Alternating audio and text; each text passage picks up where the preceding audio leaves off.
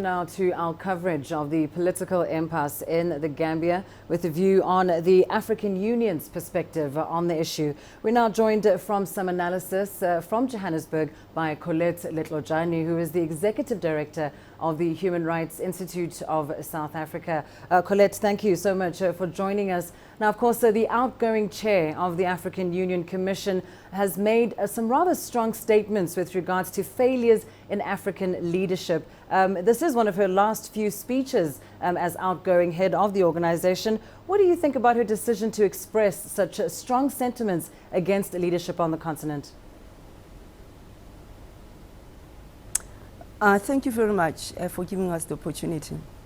I do augur very well with her statement, because when you look in the African continent, you'll see that there's little progress that has been made, especially with regard to election. During time of elections, that's where we see a lot of violence. We see many states not complying with their own constitutions, and also not complying with the AU mechanisms which member states themselves have developed and they've adopted and ratified to be used as a measure that addresses their own situations at national level.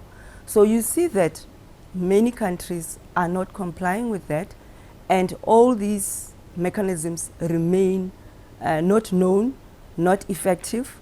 You find that countries, they also have been manipulating their own constitutions to make way for their constitutions to disrespect very progressive mechanisms that provide human rights, the rule of law, and accountability. Well, so there is a crisis, and peace and security. Yes, let's just specifically talk about the situation in the Gambia. I mean, with or without this current leadership, the AU is still going to have to prioritize this situation. And what are the key steps then that the AU should be taking in resolving that political crisis? The AU is monitoring the crisis closely. We even had an ECOWAS meeting condemning all what is happening in the Gambia, and Senegal as having a standby force to ensure that the President Yahya Jammeh leaves power, because there has been credible elections that are taking place in the Gambia. And the Gambia is an important country because it hosts a very important AU body, the African Commission on Human and People's Rights. They have been passing many resolutions against the political situations in the Gambia. So the Gambia, it has been violating human rights and making civil society and human rights defenders in that country not to expose or to speak out, boldly against violations of human rights. It is very, very important that the president in the African Union, even the chairperson of the AU, as she is departing, to ensure that President Yahya leaves power and allows the incumbent who has been appointed, who has won the elections, to take power. All AU member states, they have to ensure that the AU Democracy Charter on Governance and Elections prevails. They have to ensure that the Gambia as well becomes state party to this mechanism, because it assists in solidifying institutions of democracy like your IEC to be independent, to be respected, and to function without fear, to function without any prejudice, and to function independently. And so these are the mechanisms that the AU itself...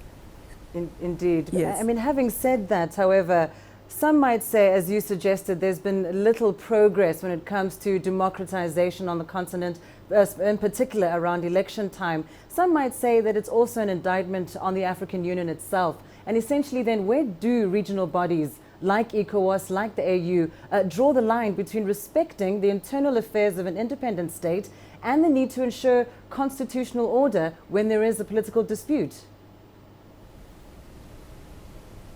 Yes, I think the civil society and human rights defenders in the African continent, they are contributing to building that human rights culture. It becomes very pivotal for the African Union to ensure that roles of civil society is recognized and prevails and is respected. The civil society, they have gatherings that they organize prior to meetings of the AU heads of states and also prior to the African Commission on Human and People's Rights. They've contributed mechanisms like your special mandate, who are, for example, the Special Rapporteur on Human Rights Defenders. They've got powers to come and investigate violations of human rights and give reports to the AU states, and for the member states to domesticate and to implement the resolutions. If the civil society is not respected, is not playing a role in all the democratic processes and in our states, it becomes very, very difficult. And the states is not even achieving their objectives because the civil society sometimes operates under fear. The civil society is bringing all the challenges that are faced in member states, and they need to be respected. Most of the regional, sub-regional mechanisms, they give focus around respecting or recognizing the role of civil society. However, in practice, the civil society is disrespected. The civil society is not allowed to participate in some of the processes. We do have a mechanism called ECOSOC. If ECOSOC, as an institution that the AU has recognized and established, and is not engaging or bringing in voices of the people from the ground, and their issues are not respected or they are not heard, it continues to be the way it is.